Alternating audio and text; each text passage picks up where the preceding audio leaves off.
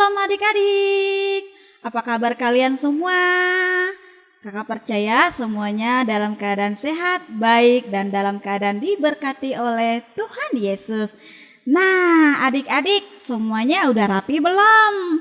Udah siap-siap belum? Karena kita mau ngapain? Kita mau memuji, memuliakan nama Tuhan. Nah, adik-adik, sebelum kita memasuki ibadah kita akan membaca Pentakosta ketiga. Pentakosta ketiga. Apa yang dimaksud dengan Pentakosta ketiga? 1. Pentakosta ketiga adalah pencurahan Roh Kudus yang dahsyat di zaman ini, melebihi yang terjadi di Azusa Street. 2. Pentakosta ketiga akan mengakibatkan penuaian jiwa yang terbesar dan yang terakhir sebelum Tuhan Yesus datang kembali. 3. Pentakosta ketiga akan membangkitkan generasi Yeremia, yaitu anak-anak muda yang dipenuhi Roh Kudus, cinta mati-matian kepada Tuhan Yesus, tidak kompromi terhadap dosa, dan akan bergerak untuk memenangkan jiwa. 4. Pentakosta ketiga lahir di Indonesia dan bergerak ke bangsa-bangsa. Gerakan ini dari timur ke barat dan akan kembali ke Yerusalem. 5. Pentakosta ketiga akan memberikan kuasa untuk menyelesaikan amanat agung dan setelah itu Tuhan Yesus datang kembali. Terima kasih adik-adik, dan saatnya kita akan membaca Mazmur 91. Mazmur 91 ayat 1 sampai 16. Dalam lindungan Allah, orang yang duduk dalam lindungan yang maha tinggi dan bermalam dalam naungan yang maha kuasa akan berkata kepada Tuhan, tempat perlindunganku dan kubu pertahananku, Allahku yang kupercayai. Sungguh, dialah yang akan melepaskan engkau dari jerat penangkap burung, dari penyakit sampar yang busuk. Dengan kepaknya ia akan menudungi engkau, di bawah sayapnya engkau akan berlindung, kesetiaannya ialah perisai dan pagar tembok. Engkau tak usah takut terhadap kedahsyatan malam, terhadap panah yang terbang di waktu siang, terhadap penyakit sampar yang berjalan di dalam gelap, terhadap penyakit menular yang mengamuk di waktu petang. Walau 1.000 orang rebah di sisimu dan 10.000 di sebelah kananmu, tetapi itu tidak akan menimpamu. Engkau hanya menontonnya dengan matamu sendiri dan melihat pembalasan terhadap orang-orang fasik. Sebab Tuhan ialah tempat perlindunganmu, yang maha tinggi telah kau buat tempat perteduhanmu. Malapetaka tidak akan menimpa kamu, dan tulah tidak akan mendekat kepada kemahmu. Sebab malaikat-malaikatnya akan diperintahkannya kepadamu untuk menjaga engkau di segala jalanmu. Mereka akan menatang engkau di atas tangannya, supaya kakimu jangan terantuk kepada batu. Singa dan ular tedung akan kau langkahi, engkau akan menginjak anak singa dan ular naga. Sungguh hatinya melekat kepadaku, maka aku akan meluputkannya. Aku akan membentenginya, sebab ia mengenal namaku. Bila ia berseru kepadaku, aku akan menjawab. Aku akan menyertai dia dalam kesesakan, aku akan meluputkannya dan memuliakannya. Dengan panjang umur akan kukenyangkan dia, dan akan kuperlihatkan kepadanya keselamatan daripadaku. Oke adik-adik, terima kasih.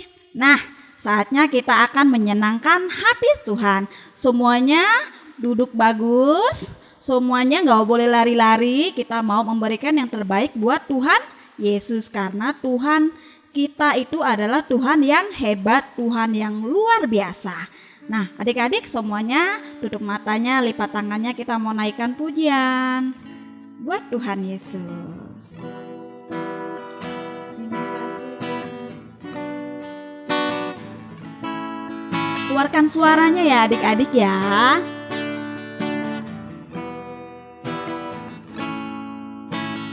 Alam semesta melukiskan kebesaran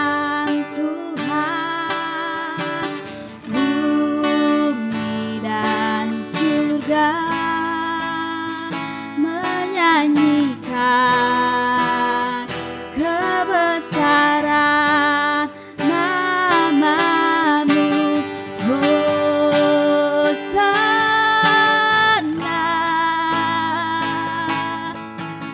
Hosana.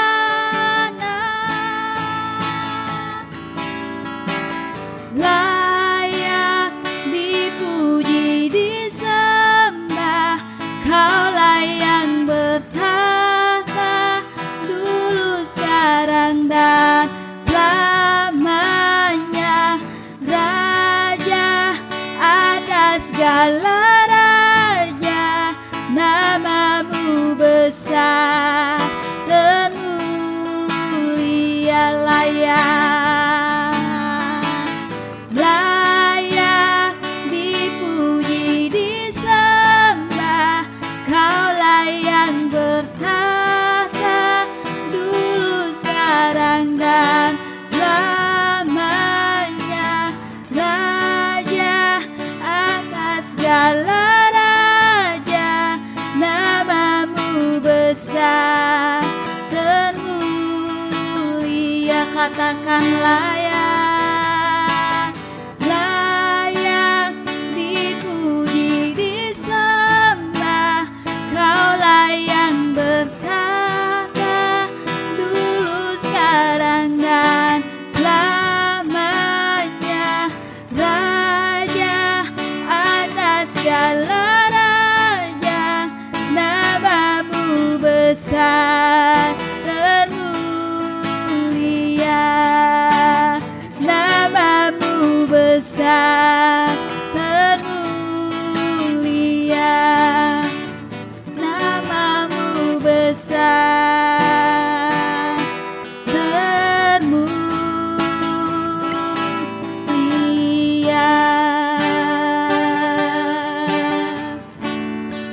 Haleluya.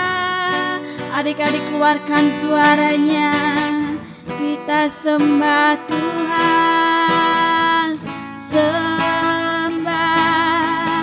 Haleluya. Kau layak disembah, Kau layak kami agungkan, Kau Yesus Tuhan. Haleluya. Terima kasih Tuhan, Engkau baik Bapa, kami menyembah-Mu, kami sembah. Haleluya, haleluya. Terima kasih Tuhan, terima kasih. Haleluya, haleluya. Terima kasih Tuhan, terima kasih. Haleluya. Adik-adik semuanya angkat kedua tangannya. Sungguh-sungguh kita naikkan pujian ini. Layak dipuji, disembah, Kaulah yang bertahta dulu, sekarang, dan selamanya. Raja atas segala raja, nama-Mu besar termulia. Katakan layak, layak dipuji, disembah, Kaulah yang bertahta dulu, sekarang, dan selamanya. Raja atas segala raja, nama-Mu besar termulia. Sekali lagi katakan layak, layak dipuji, disembah, Kaulah yang bertahta dulu, sekarang, dan selamanya.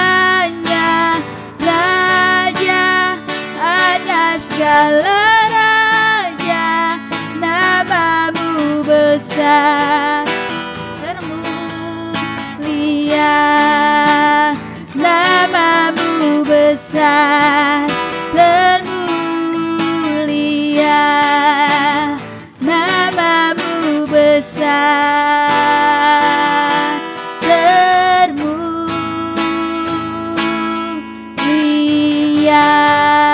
Beri kemuliaan buat Tuhan Yesus adik-adik. Haleluya. Haleluya. Adik-adik, kita bersatu di dalam doa dulu ya. Semuanya tutup matanya dan lipat tangannya. Yuk. Terima kasih Tuhan Yesus untuk kesempatan pada hari ini kami boleh datang untuk memuji, memuliakan nama-Mu.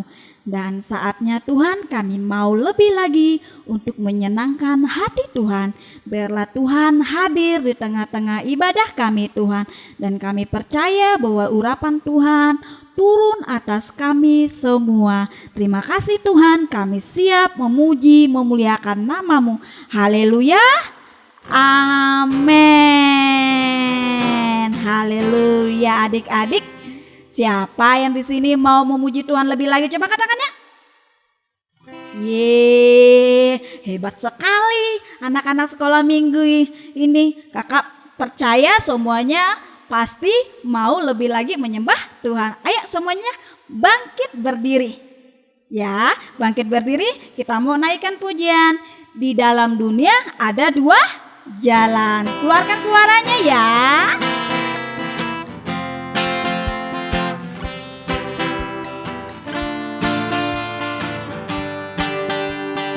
Di dalam dunia ada dua jalan, lebar dan sempit.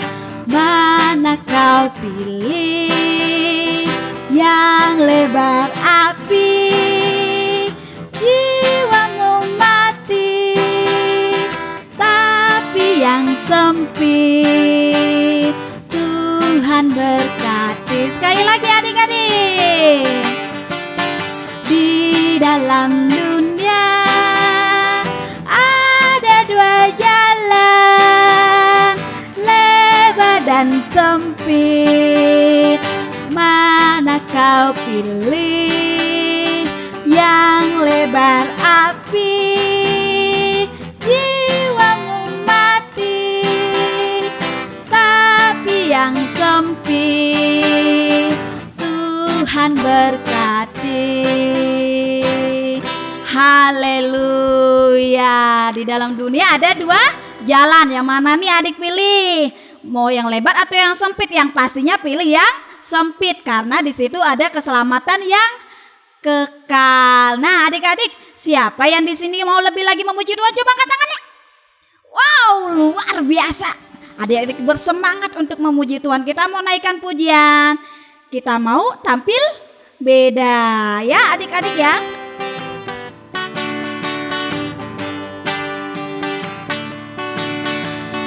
Saat iblis menggodaku, aku tolak itu dalam nama Yesus.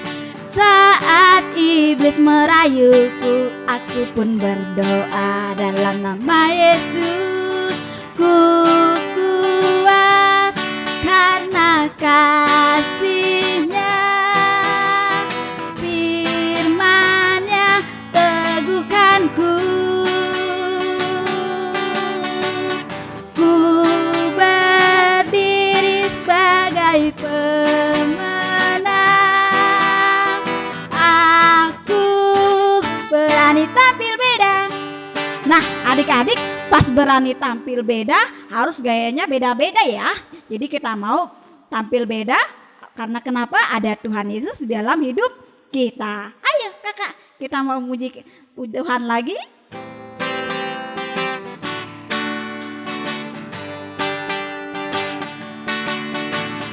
Saat iblis menggodaku, aku tolak itu dalam nama Yesus. Saat iblis merayuku, aku pun berdoa dalam nama Yesus. Ku kuat karena kasih-Nya, firman-Nya teguhkanku.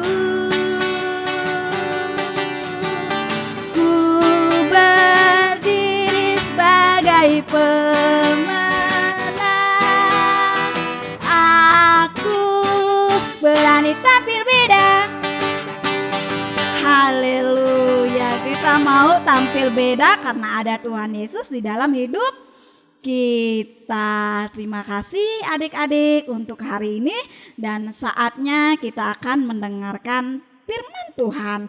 Sebelum itu kita bersatu di dalam doa.